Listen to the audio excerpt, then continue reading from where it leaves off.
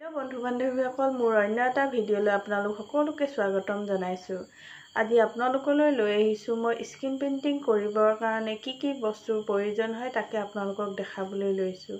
আৰু মোৰ ওচৰত কি কি ফুলৰ স্কিন আছে তাকো আপোনালোকৰ লগত শ্বেয়াৰ কৰিম। যদি ভিডিঅ'টো চাই ভাল লাগে তেনেহ'লে লাইক কমেণ্ট শ্বেয়াৰ কৰি দিব। তেনেহ'লে পলম নকৰি ভিডিঅ'টো আৰম্ভ কৰোঁ ব'লক। স্কিন পেইণ্টিঙৰ কাৰণে এইটো এটা ৰিডিউচাৰ লাগিব আৰু এটা ব্ৰাছ লাগিব, তাৰ পাছতে এটা কালাৰ লাগিব।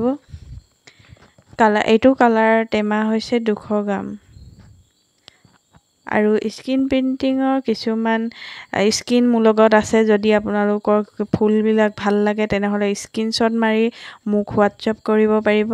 এয়া স্কিন এখন, এইটো ডিজাইন এটা। যদি ভাল লাগিছে স্ক্ৰীনশ্বট লৈ মোক হোৱাটছআপ কৰিব।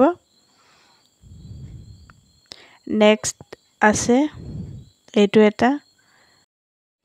যিখন স্কিন আপোনালোকৰ ভাল লাগে স্ক্ৰীনশ্বট লৈ মোক হোৱাটছআপ কৰি পঠাই দিব।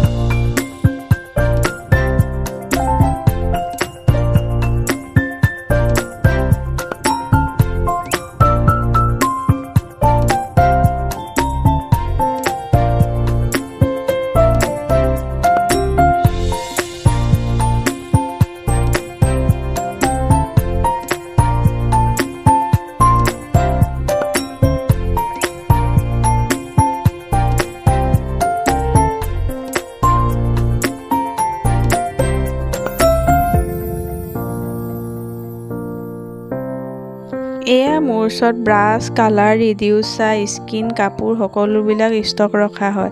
যদি আপোনালোকক প্ৰয়োজন হয় তেনেহ'লে আপোনালোকে মোক হোৱাটছআপত মেছেজ কৰিব পাৰে। যদি কিবা প্ৰয়োজনীয় জানিবলগীয়া থাকে আপোনালোকে মোক কমেণ্ট কৰি সুধিব পাৰে। ভিডিঅ'টো চাই কেনেকুৱা পালে জনাবলৈ নাপাহৰিব। Bye bye.